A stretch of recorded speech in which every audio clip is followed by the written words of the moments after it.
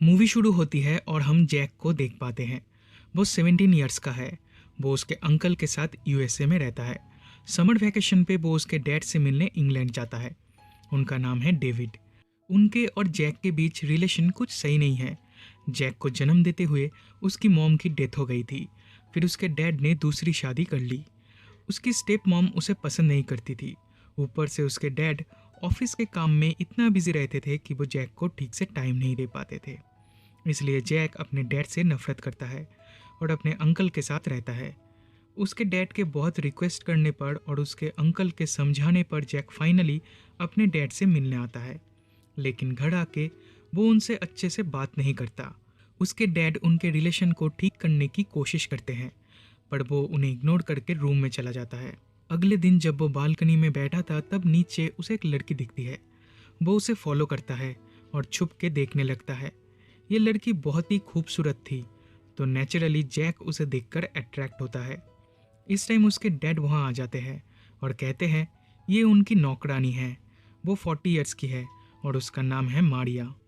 David Jack और मारिया को एक दूसरे के साथ इंट्रोड्यूस करवाते हैं। फिर जैक कैमरा लेके इस जगह को एक्सप्लोर करने के लिए निकल पड़ता है।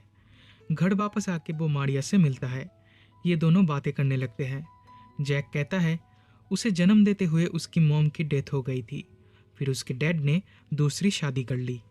उसकी स्टेप मॉम और स्टेप ब्रदर उसके साथ मिसबिहेव करते थे, पर उसके डैड कभी उन्हें रोकने की कोशिश नहीं करते थे।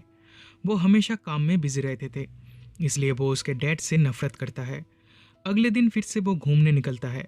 तब एक लड़की आके उससे बात करने लगती है। वो ओपनली जैक के साथ फ्लर्ट करती है। इस टाइम मारिया उधर से गुजरती है और जैक को देखकर स्माइल करके चली जाती है। जैक उस लड़की के साथ ऑकवर्ड फील करता है, इसलिए उसे इग्नोर करके घर चला आता है। घर आके वो चुपके से मारिया की फ़ोटो लेता है। देन किचन में जाके उससे मिलता है। मारिया उस लड़की के बारे में पूछती है, तो जैक कहता है वो उस लड़की को नहीं जानता, उसे तो उसका नाम तक नहीं पता। तब मारिया कहती है तुम्हें उस लड़की के साथ थोड़ा और टाइम स्पेंड करना चाहिए था, तुम बहुत जल्दी घर आ गए। जैक कहता है वो थोड़ा शर्मिला टाइप का है, इसलिए लड़कियों के साथ बात करने में हेजिटेट फील करता है। मारिया पूछती है तो तुम मेरे से बात करने में हेजिटेट फील नहीं करते? जैक कहता है नहीं, तुम सबसे अलग हो। देन लंच करते टाइम जैक कहता है इस घर में आने से पहले वो सोचता था वो कैसे यहाँ पे रह पाएगा, वो किससे बात करेगा, क्योंकि उसके डैड से वो बात नहीं करता। थैंक गॉड यहाँ पे मारिया है। वो मारिया के साथ बहुत कंफर्टेबल फील करता है। ये सुन के मारिया शर्मा जाती है। फिर जैक उसकी मॉम की फ़ोटो उसे दिखा के कहता है तुम मेरी मॉम की तरह दिखती हो। मारिया कहती है नहीं, वो मेरे से बहुत ज़्यादा खूबसूरत थी। अब मारिया भी उसके साथ फ्रैंक होने लगती है और अपने पास्ट के बारे में उसे बताती है। मारिया कहती है वो जब 16 इयर्स की थी तब वो प्रेग्नेंट हो गई थी, लेकिन उसका बॉयफ्रेंड उसे इस हालत में छोड़कर चला गया था। मारिया अपने पेरेंट्स से इस बात को छुपाना चाहती थी, पर उन्हें पता चल गया था। वो लोग एक छोटे टाउन में रहते थे। उधर ये सब बात बहुत जल्दी फैलता है। मारिया के बारे में सबको पता चल गया था, इसलिए उसकी बहुत बदनामी भी हुई थी। इतनी प्रॉब्लम्स रहते हुए भी मारिया ने उस बच्चे को जन्म दिया था। उसे एक बेटा हुआ था, पर अब वो मारिया के साथ नहीं रहता। लास्ट ईयर उसके डैड भी मारे गए। उसकी मॉम अभी भी उनके पुराने घर में रहती है। मारिया इधर रेंट पे रहती है और काम करती है।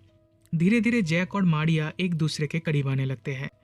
दूसरी तरफ डेविड जैक से बात करके उनका रिलेशन ठीक करने की कोशिश करता है, पर काम में बिजी होने के कारण से वो उसे ठीक से टाइम नहीं दे पाता, इसलिए जैक उन पे गुस्सा करने लगता है। अगले दिन ऑफिस के काम से वो सिटी से बाहर जाते हैं और मारिया को जैक का ख्याल रखने के लिए कहते हैं। मारिया डिनर बना के जैक को बुलाती है, पर जैक कहता है उसे अभी भूख नहीं लगा है। फिर ये दोनों टीवी देखने लगते हैं और तब मारिया उससे कहती है तुम्हारे डैड तुमसे बहुत प्यार करते हैं, वो हमेशा तुम्हारे बारे में मुझसे बात करते हैं, तुम्हें उनके साथ अच्छे से बात करनी चाहिए। लेकिन डेविड उसकी बात नहीं सुनता और अपने रूम में चला जाता है। रात में सोते टाइम मारिया की फ़ोटो देखकर वो मास्टरबेट करने लगता है। अगले दिन मारिया मार्केट से घर आ रही थी, तब उसका एक्स बॉयफ्रेंड उसके सामने आ जाता है। कॉफ़ी पिलाने वो उसे डेविड के घर ले आती है। तभी ये दोनों बातें करते हैं और जैक छुप के उनकी बातें सुनता है। मारिया का एक्स बॉयफ्रेंड कहता है वो अभी भी मारिया से प्यार करता है और अगर मारिया चाहे तो वो दोनों फिर से एक साथ रह सकते हैं, पर मारिया उसे मना कर देती है और वो यहाँ से चला जाता है। फिर जब मारिया कुकिंग कर रही थी तब जैक उधर आता है और कहता है आज उसका बर्थडे है। वो उससे गिफ्ट मांगता है। तब मारिया पूछती है उसे क्या गिफ्ट चाहिए। तब जैक कहता है वो उसे टच करना चाहता है, उसे किस करना चाहता है। ये सुन के मारिया शॉक्ड हो जाती है। वो कहती है ये नहीं हो सकता और तुम अभी भी बच्चे हो। तब जैक कहता है आज वो 18 ईयर्स का हो गया है, अब वो एडल्ट हो चुका है। ये कह के वो मारिया को टच करने लगता है। तब मारिया उसे स्लैप करती है। इस टाइम डोर पे कोई नॉक करता है। मारिया जाके देखती तो उधर वो लड़की आई थी जो जैक को मिली थी। मारिया के ऊपर गुस्सा करके जैक उसके साथ घूमने जाता है। जैक कहता है आज उसका बर्थडे है पर आज उसे कुछ गिफ्ट नहीं मिला। तब वो लड़की कहती है वो उसे ऐसा गिफ्ट दे सकती है जो उसे कोई नहीं देगा। उसके मॉम डैड घर पे नहीं है, घर पूरा खाली है, वो लोग उसके घर जाके एंजॉय कर सकते हैं। ये कह के वो जैक के साथ फ्लर्ट करने लगती है, लेकिन जैक उसे इग्नोर करके घर चला आता है। घर आके देखता है मारिया रो रही है। तब वो उसके पास जाके उससे बात करने लगता है। जैक कहता है वो मारिया के बेटे जैसा है, इसलिए वो उसे हक करना चाहता है। मारिया ये सुनकर मान जाती है और ये दोनों हक करते हैं।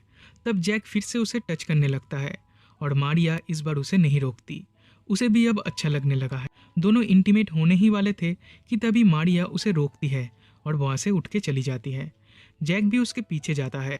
मारिया कहती है मैं 40 ईयर्स की हूँ और तुम 18 ईयर्स के, हम दोनों का कोई फ्यूचर नहीं है।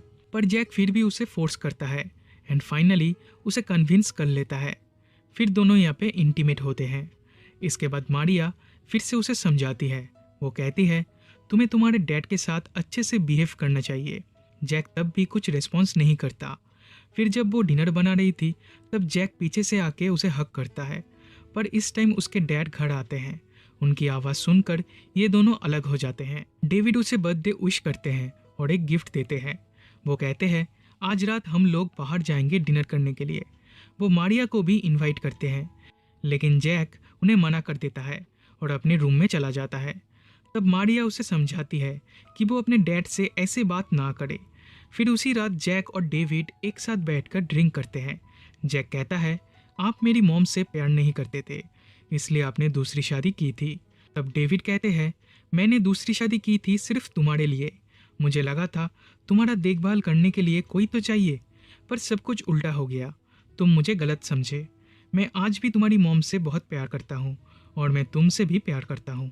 बात करते करते जैक उधर ही सो जाता है। अगले दिन मारिया से वो घर के बाहर मिलता है। वो कहता है आज तुम काम पे नहीं जाओगी, कल मैं वापस जा रहा हूँ, मेरे पास सिर्फ आज का दिन बचा है, चलो तुम्हारे घर पे चलते हैं। मारिया मान जाती है और ये दोनों एक पार्क में जाते हैं।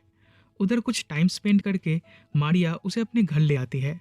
उधर ये दोनों करीब आने लगते हैं, लेकिन अचानक वो रोने लगती है और कहती है मेरा बेटा बचपन में एक रोड एक्सीडेंट में मारा गया था। तब जैक उसे संभालता है और ये दोनों इंटीमेट होते हैं। इसके बाद जैक घर आता है और पहली बार अपने डैड से अच्छे से बात करता है। ये देखकर उसके डैड भी बहुत खुश होते हैं। अगले दिन वो अपना सामान पैक करके वापस जाने के लिए तैयार होता है। जाने से पहले वो मारिया से मिलता है और उससे पूछता है क्या तुम मुझसे मिलने यूएसए आओगी। मारिया कहती है वो प्रॉमिस तो नहीं कर सकती, पर वो ट्राई करेगी। कार में बैठने से पहले वो उसके डैड को हक करता है और उन्हें माफ़ कर देता है। फिर वो चला जाता है। इसके कुछ दिनों बाद मारिया अपनी मॉम से मिलने जाती है। वो अपनी मॉम से कहती है वो प्रेग्नेंट है और ये बच्चा जैक का है। उसकी मॉम उसे गले लगा के रोने लगती है। मारिया और उसकी मॉम की रिलेशन भी अब ठीक हो जाती है। वो अपनी प्रेगनेंसी से बहुत खुश होती है और इसी के साथ ये मूवी यहीं पे ख़त्म हो जाती है।